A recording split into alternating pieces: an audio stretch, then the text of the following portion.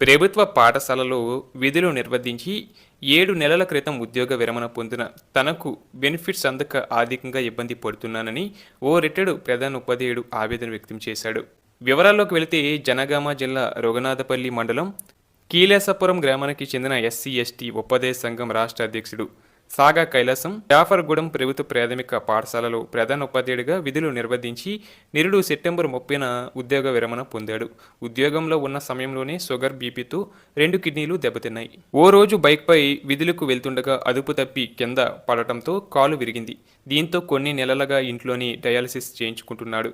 ఉద్యోగ విరమణ పొంది నెలలు గడుస్తున్నా తనకు ప్రభుత్వం నుంచి రావాల్సిన బెనిఫిట్స్ రాకపోవడంతో అప్పులు చేసి వైద్యం చేయించుకుంటున్నానని ఆవేదన వ్యక్తం చేశారు. గత ప్రభుత్వాలు ఉద్యోగుల విరమణ పొందిన వెంటనే బెనిఫిట్స్ అందించేవని, ఇప్పుడు సకాలంలో డబ్బులు రాకపోవడంతో తీవ్ర ఇబ్బంది పడాల్సి వస్తుందని చెప్పారు. ఇప్పటికైనా ప్రభుత్వం స్పందించి ఉద్యోగ విరమణ పొందిన వారికి వెంటనే డబ్బులు అందించి ఆదుకోవాలని కోరారు. అలాగే మరొక విషయానికి వెళ్తే రిటైర్డ్ ఉద్యోగుల బకాయిలు చెల్లింపుల్లో కాంగ్రెస్ ప్రభుత్వ జాప్యంపై సరైన వైద్యం అందక ఎంతోమంది ప్రాణాలు కోల్పోతున్నారు.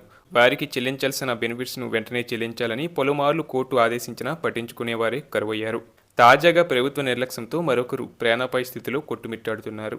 వివరాల్లోకి వెళ్తే Osmania university linguistic department retired professor Mohammed Ansari 2 ఏళ్లుగా ప్రభుత్వం రిటైర్మెంట్ బెనిఫిట్స్ ఇవ్వడం లేదని, వెంటనే అతనికి బెనిఫిట్స్ అందించి అతని ప్రాణాలు కాపాడాలని బంధుమిత్రులు డిమాండ్ చేస్తున్నారు. అతనికి ఏమన్నా జరిగితే పూర్తి బాధ్యత ప్రభుత్వం, యూనివర్సిటీ యజమానిదేనని హెచ్చరించారు. కాగా ప్రభుత్వ తీరుపై హైకోర్టు తీవ్రంగా స్పందించింది.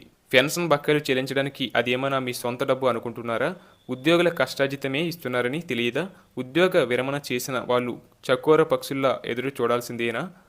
కండ్లు కాయలు కాచేలా నిరీక్షించి కన్ను మూయాల్సిందేనా?